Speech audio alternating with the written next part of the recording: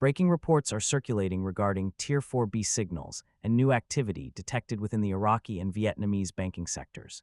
In this update, we analyze the official market data to distinguish between confirmed central bank movements and the latest wave of speculative noise surrounding the IQD and VND.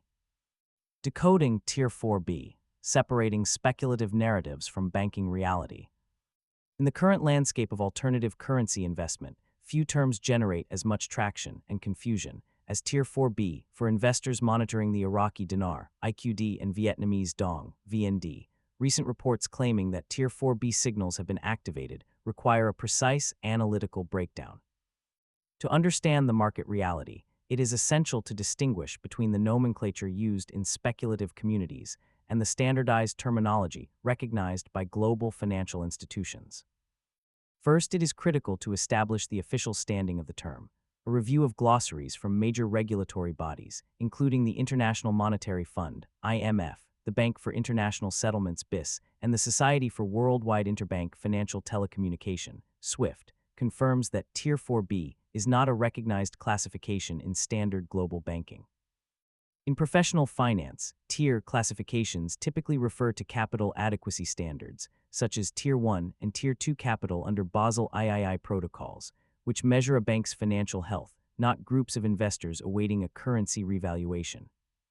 The concept of Tier 4B remains exclusive to online narratives surrounding a hypothetical global currency reset, utilized to describe a specific subgroup of internet-based investors anticipating a private redemption event. However, the movement currently being flagged by observers is not entirely without basis. It is often a misinterpretation of genuine, routine banking modernization. When reports cite activated signals, they are frequently referencing visible shifts in interbank messaging systems or liquidity stress tests. As both Iraq and Vietnam modernize their financial infrastructures to meet ISO 20022 standards, the new global language for electronic payments, data packets moving between central banks and correspondent institutions increase in frequency. In the speculative echo chamber, these technical updates are often misidentified as activation codes for a revaluation. In reality, they represent the mundane but necessary work of integrating emerging market banking systems with the global digital economy. Furthermore, the movement within the IQD and VND banking systems often correlates with verified fiscal policies rather than secret redemption protocols. For instance, when the Central Bank of Iraq, CBI, adjusts its electronic auction mechanisms or limits cash withdrawals to encourage digital adoption, these are structural reforms designed to stabilize the domestic economy and combat money laundering. While these actions do signal a maturing banking sector, they are public regulatory measures, distinct from the private, tiered payout structures suggested by Tier 4B theories. Investors looking for accurate market indicators should prioritize official data releases over unofficial tier-based narratives. True indicators of currency health include foreign currency reserves, inflation data, and trade balance reports released directly by the CBI or the State Bank of Vietnam. While the term Tier 4B serves as a popular shorthand in speculative forums, it lacks the verified institutional backing necessary for fundamental financial analysis. The current activity in these regions indicates steady banking reform, but there is no evidence to support the activation of a tiered redemption mechanism. Official IQD status, the 1,300 budget rate. As of January 2026, the foundational metric for the Iraqi economy remains the official exchange rate of 1,300 IQD to 1 USD. This figure is not merely a placeholder. It has been formally codified within the 2026 federal budget law, serving as the anchor for all government revenue projections and expenditure planning. For investors analyzing the potential for currency appreciation, it is crucial to understand that the Iraqi government has prioritized fiscal stability over speculative volatility.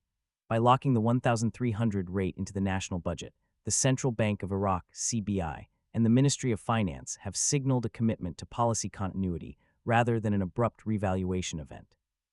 The decision to maintain the 1,300 baseline is driven largely by the pragmatic realities of Iraq's oil-dependent economy, with global oil prices trending between $55 and $62 per barrel in early 2026, a significant decrease from previous years. The government faces tighter revenue streams. In this environment, a sudden upward revaluation of the dinar would drastically reduce the local currency value of oil revenues, widening the fiscal deficit and making it difficult to pay public sector salaries. Therefore, the 1,300 rate acts as a necessary buffer, allowing the state to maximize the domestic buying power of its dollar-denominated oil sales while managing inflation. Furthermore, this budgetary rate contradicts persistent online rumors, suggesting that a hidden rate has already been activated for international trade. Operational data from the CBI's currency auctions confirms that dollars continue to be sold to local banks at 1,310 IQD, with a mandated public selling price of roughly 1,320 IQD. While a parallel market exists with slight variances, the core banking system operates strictly within this 320 band. This structure is designed to support import financing and maintain price stability for essential goods, rather than to facilitate a wealth transfer event for currency holders. Ultimately, the 1,300 budget rate serves as the definitive signal of the CBI's current monetary strategy. While modernization efforts are underway to increase the dinar's international utility, such as the expansion of point-of-sale (POS) systems and stricter compliance with anti-money laundering (AML) standards, these are structural improvements, not valuation triggers. Until the CBI officially amends the budget law or issues a new directive altering this peg, the 1,300 rate remains the only verified, actionable valuation for the Iraqi dinar in the global financial system.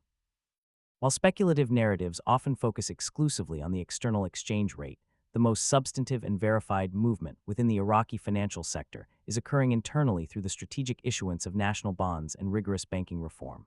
As of early 2026, the Iraqi Ministry of Finance, in coordination with the Central Bank of Iraq, CBI, has accelerated initiatives designed to deepen the domestic financial market.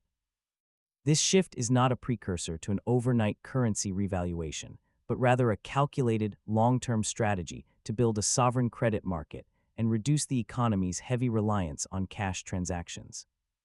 The centerpiece of this activity is the continued rollout of national bonds, specifically the third issuance series, which have been introduced to the public with attractive annual interest rates ranging between 8% and 10%.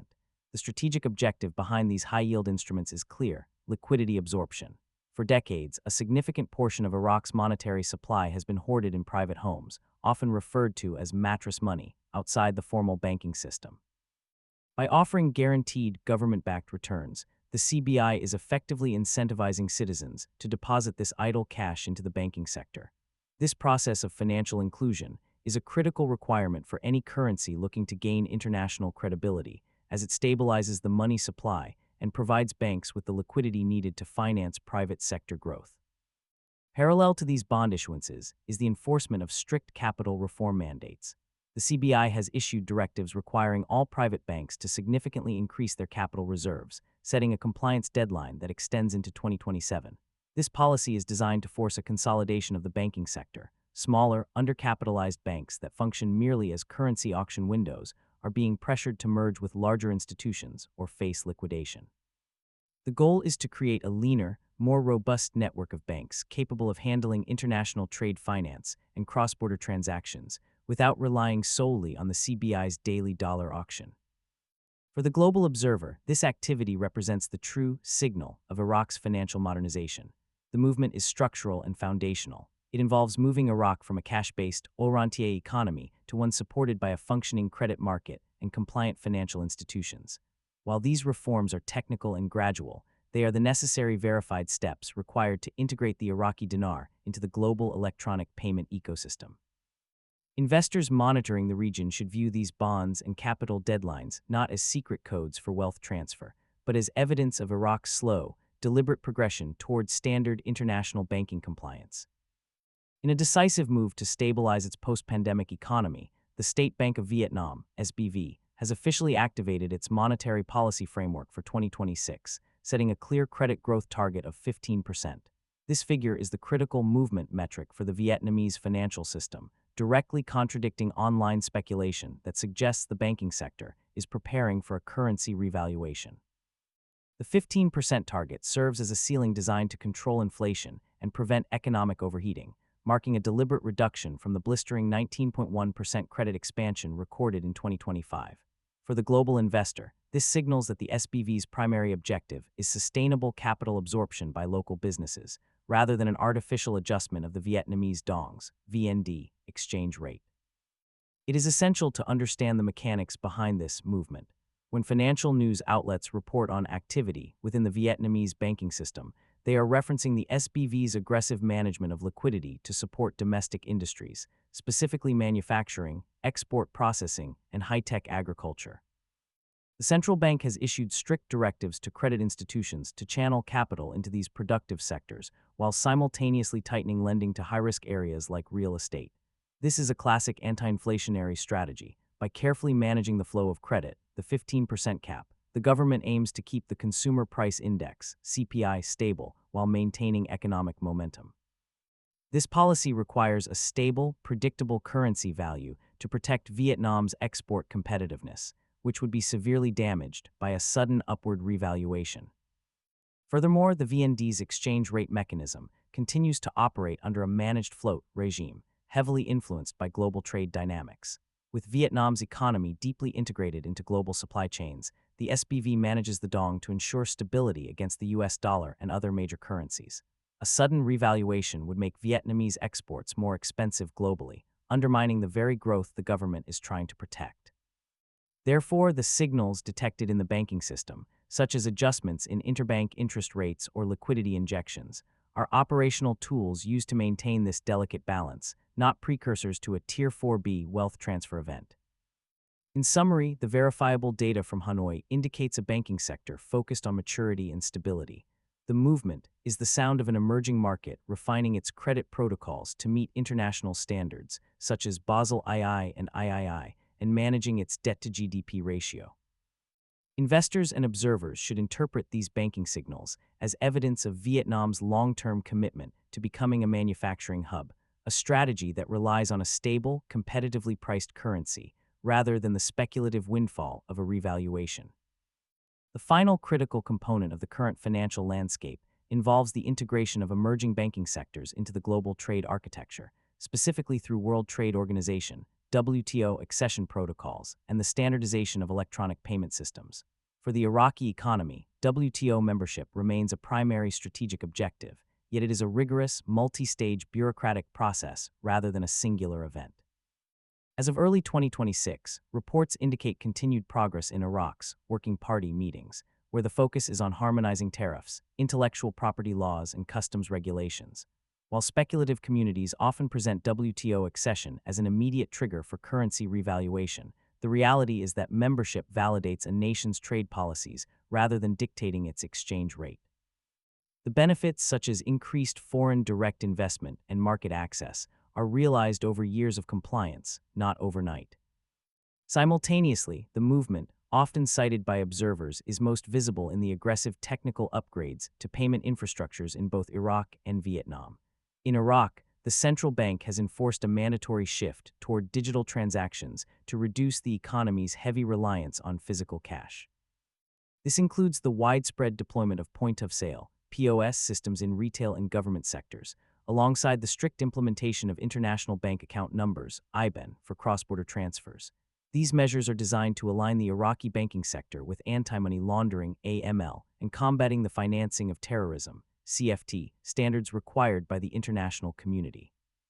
By forcing transactions onto digital ledgers, the CBI gains greater oversight of liquidity, a prerequisite for eventually achieving full Article VII status under the IMF, which guarantees current account convertibility without restrictions.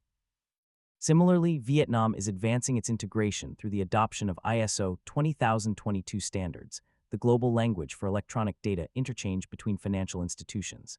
This upgrade allows for richer data and payment messages, facilitating faster and more transparent cross-border trade. While these technical migrations are significant, they are operational enhancements common to developing economies modernizing their financial rails. They ensure that local banks can communicate effectively with major global clearing houses. It is crucial for investors to contextualize these developments accurately. The deployment of POS machines, the adoption of IBAN standards, and the legislative steps toward WTO accession are evidence of a maturing financial infrastructure. They represent the plumbing necessary to support a modern economy connected to global markets.